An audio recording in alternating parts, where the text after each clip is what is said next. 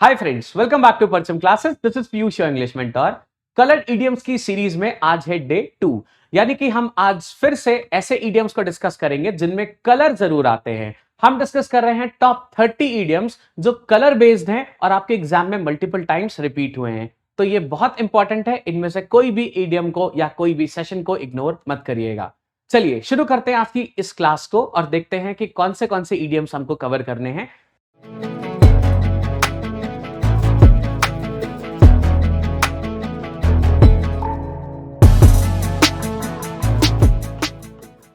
First idiom जिस पे हमें खास नोटिस रखना है, this is bolt from the blue.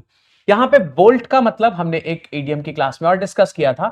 Bolt का मतलब होता है थंडर बोल्ट। बेटा, बोल्ट का मतलब है थंडर बोल्ट। यहां पे थंडर बोल्ट से हमने सिर्फ बोल्ट यूज किया है, तो यहां पे बोल्ट का मतलब वही बिजली है जो आसमान से गिरती है, बस उसका शॉर्ट फॉर्म यूज हुआ है।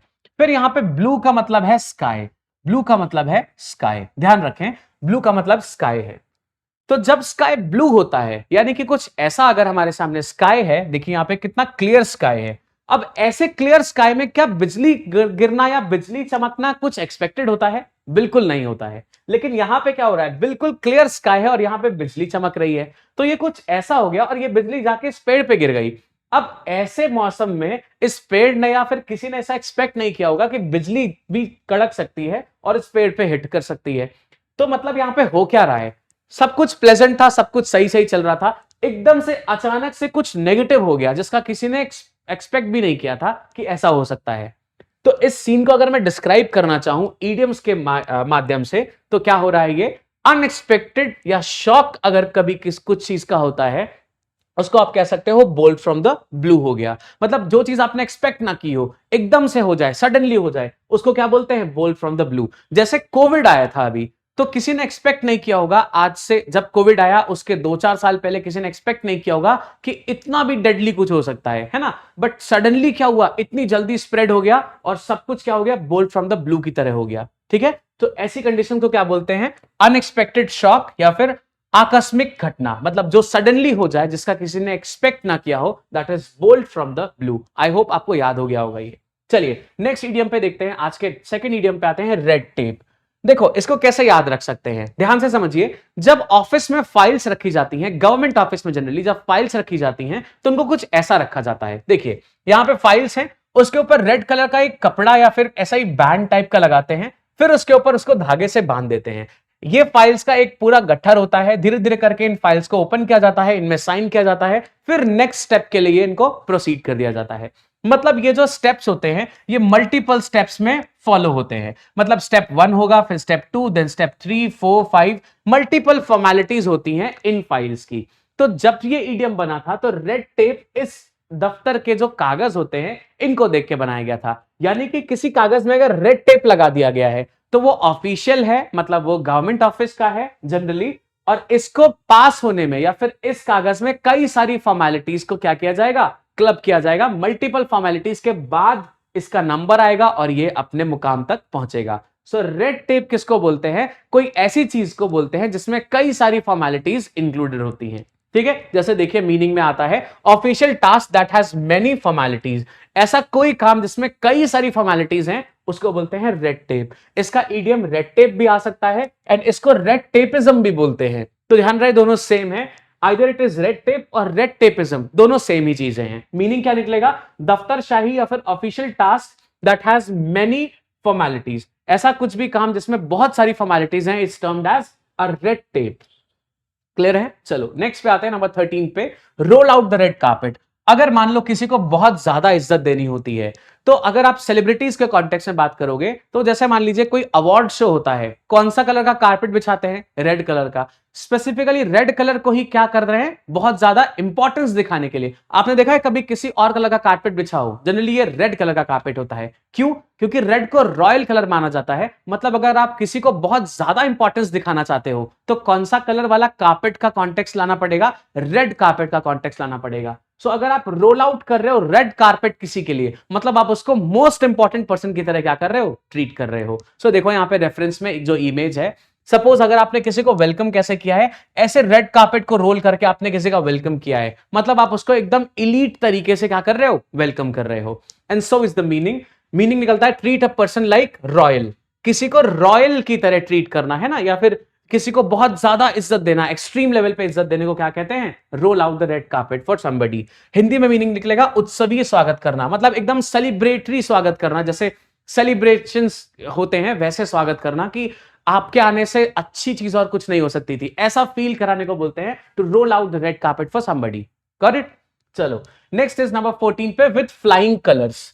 हमने नाउन्स की क्लास में ऑलरेडी पढ़ा था कि कलर्स वर्ड जो होता है ये क्या सिग्निफाई करता है, ये फ्लैग को भी सिग्निफाई करता है। कलर्स क्या सिग्निफाई करता है, फ्लैग को भी सिग्निफाई करता है। कलर्स का मतलब मल्टीपल कलर्स भी होता है, बहुत सारे रंग भी होता है, और कलर्स का मतलब फ्लैग भी होता है। इस ईडियम में कलर्स का मतलब फ्लैग है, ध्यान रहे। फ्लाइंग का मतलब है फ्लैग अगर फ्लाई कर रहा है, यानी कि फ्लैग कैसा है, इंडिपेंडेंट है, और अगर फ्लैग को झुका दिया गया है इसका मतलब है किसी का गुलाम बन चुके हैं। पता होगा रूल आपको। सो विथ फ्लाइंग कलर्स का मतलब क्या है, एकदम इंडिपेंडेंट है, फ्री है किसी भी चीज को करने के लिए। जरा रेफरेंशियल इमेज देखते हैं। यहां पे ये जो शिप है इसका जो फ्लैग है ये क्या है, इंडिपेंडेंटली क्या कर रहा है, फ्लैग कर रहा है। अब ये शिप क्या हुआ होगा, किसी दुश्मन के देश में जाके वहां से वापस आ गया होगा, तो क्या बोल रहे हैं, फ्लाइंग कलर से वापस आ गया, यानी कि जीत के वापस आ गया या डिस्टिंक्शन से वापस आ गया। ऐसे कलर्स हम क्या बोलते हैं, ऐसे कॉन्टेक्स्ट को हम क्या बोलते हैं, विथ फ्लाइंग कलर्स, मतलब जिसके झंडे फहरा रहे हो या फिर उड़ रहे हो उसको बोलते हैं विथ फ्लाइंग कलर्स। अब यही अगर झंडा डाउन हो गया होता, मास्ट डाउन हो गया होता, तो क्या बोलते हैं, यानी कि वो हार गया है। मीनिंग देखते हैं इसका, विथ फ्लाइंग कलर्स का मीनिंग निकलता है विथ डिस्टिंक्शन, या फिर जब कोई सफल हो जाता है या फिर जब कोई कामयाब हो जाता है उसको बोलते हैं he won the match with flying colors। समझ गए आप, अच्छी तरीके से कामयाब हो जाने को with flying colors बोलते हैं। यहां पे कलर्स का कॉन्टेक्स्ट क्या है, फ्लैग से, ध्यान रहे, यहां पे रंगों का कोई कॉन्टेक्स्ट नहीं है। नेक्स्ट नंबर है नंबर 15, ये है व्हाइट एलिफेंट। अब देखिए यहां पे एक ग्रुप है, इसने क्या किया है, सफेद हाथी खरीद लिया है, और इनको लग रहा है कि बहुत बड़ी अचीवमेंट कर ली हमने, और ये बोल रहा है कैसा लगा, दुनिया को दिखा रहे हैं। बट एक्चुअली में क्या है, ये अल्टीमेटली क्या हुआ है, जरा देखिए यहां पे, ये क्या है, अल्टीमेटली क्या हो रहा है, ये जो हाथी है ये बेचारा किसी काम का नहीं है, फालतू में पैसा तो इन्होंने खूब सारा इन्वेस्ट कर दिया, लेकिन अब इस हाथी का क्या यूज है।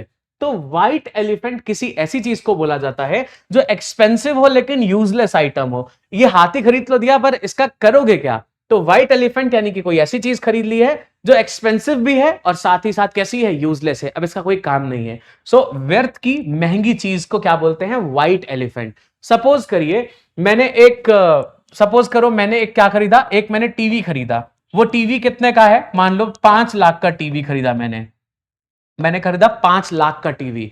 अब क्या कर रहा है वो 5 लाख का टीवी मेरे टीवी वाले ड्रॉर में रखा हुआ है, ड्रॉर पे रखा हुआ है, और वो टीवी मुझे सिंपल जैसे बाकी टीवीज मुझे स्क्रीन पे कुछ भी दिखाते हैं वैसे ही वो टीवीज मुझे 5 लाख वाला टीवी भी मुझे दिखा रहा है। लेकिन बाद में मुझे लगेगा यार 5 लाख का टीवी लेके मैंने कुछ नया तो नहीं कर दिया, ये 5 लाख का टीवी थिएटर तो नहीं बन जाएगा कि वहां पे बहुत सारे लोग आ जाएं और वो पीवीआर बन जाए, ऐसा पॉसिबल नहीं है ना। ये 5 लाख का टीवी मेरे लिए बाइक बन सकता है कि मैं इस पे घूमने भी जा सकूं। तो ये 5 लाख का टीवी खरीदना क्या हो गया, एक्सपेंसिव बट यूजलेस स्पेंड हो गया मेरा, राइट। तो व्हाइट एलिफेंट कहलाएगा कौन, 5 लाख वाला अगर मैं टीवी खरीद लूंगा ये चीज क्या कहलाएगा, व्हाइट एलिफेंट। तो ये सिर्फ एलिफेंट के कॉन्टेक्स्ट में ही फिट नहीं होता, ध्यान रखिएगा, ये किसी भी कॉन्टेक्स्ट में आप फिट कर सकते हो। ऐसी कोई चीज खरीदने पे जो बहुत एक्सपेंसिव खरीद ली हो आपने बट वो यूजलेस हो, मतलब उसका इतना यूज नहीं है। मतलब अगर मैं 5 लाख का टीवी ना खरीद के 50,000 का टीवी खरीदता तो भी वो उतना ही काम करता, राइट। सो ऐसी चीजों को बोलते हैं अ व्हाइट एलिफेंट। हिंदी में मीनिंग निकलता है व्यर्थ की महंगी चीज, ठीक है। चलो नेक्स्ट नंबर 16 पे है अ रेड लेटर डे। अभी हम रेड लेटर डे बोल सकते हैं, या फिर इसको अगर हम रेफरेंस से माने तो ऐसा कोई डे जिसको हम रेड पेन से या फिर किसी पेन से मार्क करते हैं तो वो डे इंपॉर्टेंट बन जाता है। इसको जब ओरिजिन से अगर आप देखना चाहोगे तो रेड लेटर डे उसको बोलते हैं जब कोई आदमी किसी को रेड लेटर देना चाहता है। मतलब जनरली ये प्यार वाले कॉन्टेक्स्ट में यूज करते हैं, मतलब किसी को प्रपोज कर रहा है सो रेड पेन से वो लिख के लेटर दिया जाता है। सो रेड लेटर जब आप किसी को दे रहे हो तो वो दिन कैसा माना जाएगा, बहुत इंपॉर्टेंट या फिर आपके लिए बहुत ज्यादा यूजफुल डे माना जाएगा। इसीलिए रेड लेटर डे किसको बोलते हैं, अगर कोई दिन बहुत इंपॉर्टेंट होता है उसको बोलते हैं रेड लेटर डे है वो मेरा। क्लियर है बात। चलो तो red letter day would be a lucky day या फिर चिरन स्मरणीय मंगल दिवस। वो काफी ज्यादा हिंदी लिख दी है, इसका मतलब होता है ऐसा दिन दैट इज वर्थ रिमेंबरिंग, आप जिसको हमेशा याद रखो या जो बहुत लकी डे हो, या फिर this can also be termed as an important day. A day that is very important, उसको भी बोलते हैं क्या, अ रेड लेटर डे। ध्यान रखें, यहां पे लिखा हुआ already, important day is also termed as a red letter day, ध्यान रखेगा। चलिए नंबर 17 पे अगर हम आए, हमारे पास में है pink slip. What is pink slip and how it is termed as pink? अब सिर्फ पिंक कलर ही क्यों लिया, एंड व्हाट इज स्लिप? देखिए पहले के टाइम पे जब किसी को जॉब से निकाला जाता था, मतलब किसी को फायर किया जाता था, तो पिंक कलर की ऐसी स्लिप होती थी, एग्जैक्टली ऐसी स्लिप हुआ करती थी। इस स्लिप में लिखा होता था कि आपको कल से नहीं आना है, और ये रहा आपका पूरा जॉब का डिटेल। तो पिंक कलर की ये स्लिप अगर किसी को मिल जाती थी तो ये समझता था कि अब मेरा नौकरी से पत्ता कट हो गया है, अब मुझे नेक्स्ट डे से नौकरी पे नहीं आना है। सो पिंक स्लिप का मतलब क्या होता है, जब आपको कहीं से फायर कर दिया जाता है तो आपको पिंक स्लिप मिल जाती है। इसलिए पिंक स्लिप का मतलब क्या होता है, अगर किसी को कहीं से फायर कर दिया गया हो तो उसको पिंक स्लिप का रेफरेंस देते हैं। दैट्स व्हाई पिंक स्लिप का अगर आप मीनिंग देखना चाहोगे तो this would be a notice from employment, या फिर किसी को नौकरी से निकाल देना। जब नोटिस मिल जाए कि अब आप कल से नहीं आ सकते, इस बात को हम बोलते हैं पिंक स्लिप मिल जाना। रेफरेंस समझ आ रहा है? तो पिंक वर्ड इस जगह से आया है, जब पिंक स्लिप मिल जाती थी तो लोग समझ जाते थे कि अब मुझे नेक्स्ट डे से जॉब पे नहीं जाना है। ठीक है, चलिए नंबर 18 पे अगर हम आए, we have in a black. अब इन अ ब्लैक का मतलब क्या है, जैसे मान लीजिए हम बात करते हैं, ये आपके सामने बहुत सारा पैसा दिख रहा होगा आपको। अगर किसी ने कहा कि ब्लैक मनी है, तो यानी कि ब्लैक मनी की बात करते ही क्या आ जाएगा, मोटा पैसा जो आप किसी ने अंदर किया हो या फिर किसी ने छुपा के रखा हो, उसको बोलते हैं black money. So in a black का मतलब भी वो होता है जो आपने एक्स्ट्रा प्रॉफिट की तरह अपने पास में सेव कर लिया हो। सो इन अ ब्लैक बोलते ही आप क्या समझ जाओगे, किसी ने जो प्रॉफिट की तरह रखा हुआ पैसा है उसको क्या बोल रहा है, इन अ ब्लैक। इस इमेज से आप रेफरेंस ले सकते हो। इसलिए इन अ ब्लैक का मतलब निकलता है टू बी इन प्रॉफिट, या फिर फायदे में होना, या फिर ऐसा कोई पैसा या अमाउंट जिसको आपने छुपा के रखा है, that is also termed as in a black. ध्यान रखिएगा। तो इन अ ब्लैक आप कैसे रेफर करोगे, ब्लैक मनी के रेफर से या काला धन के रेफर से आप रेफरेंस से आप क्या रखोगे याद। सो इन अ ब्लैक है, इसका मतलब है कोई फायदे की चीज या फिर अपने फायदे की चीज अगर आपने बचा के रख ली है, उसको इन अ ब्लैक कहा जाता है। ठीक है, चलो नंबर 19 पे we have blue collar.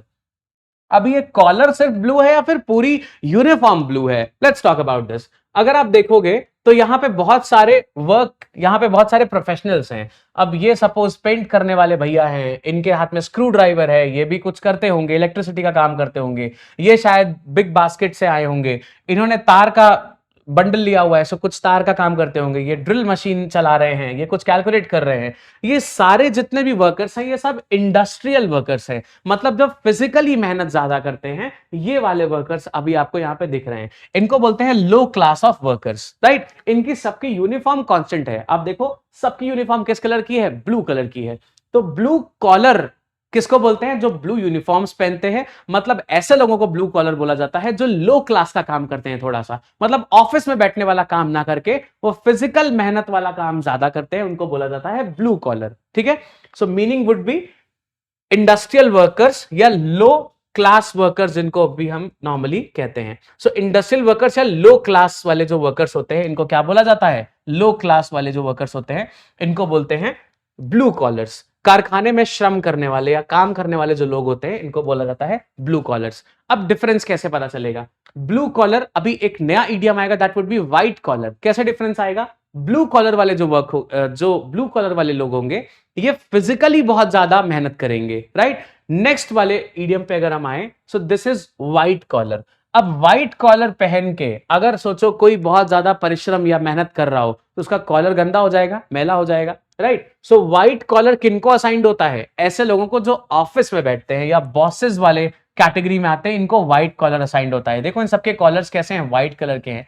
So white collar jobs या फिर व्हाइट कॉलर किसको कहा जाता है, जो दिमाग से बहुत ज्यादा मेहनत करते हैं, उनको बोलते हैं व्हाइट कॉलर। और ब्लू कॉलर वाले कौन से थे, जो शरीर से बहुत ज्यादा मेहनत करते हैं, जो फिजिकली बहुत ज्यादा मेहनत करते हैं, वो होते हैं ब्लू कॉलर। जो दिमाग से बहुत मेहनत करते हैं, उनको बोलते हैं white collar. Now see the meaning, ये बोल रहा है पीपल वर्किंग मेंटली या हाई क्लास जो होते हैं, जिनको हिंदी में सफेद पोष कर्मचारी भी बोलते हैं, इनको कहा जाता है white collar. I hope the difference is clear. Blue collar वाले कौन से होंगे, जो फिजिकली बहुत मेहनत कर रहे हैं। व्हाइट कॉलर वाले कौन से होंगे, जो क्या कर रहे हैं, दिमाग से बहुत मेहनत कर रहे हैं।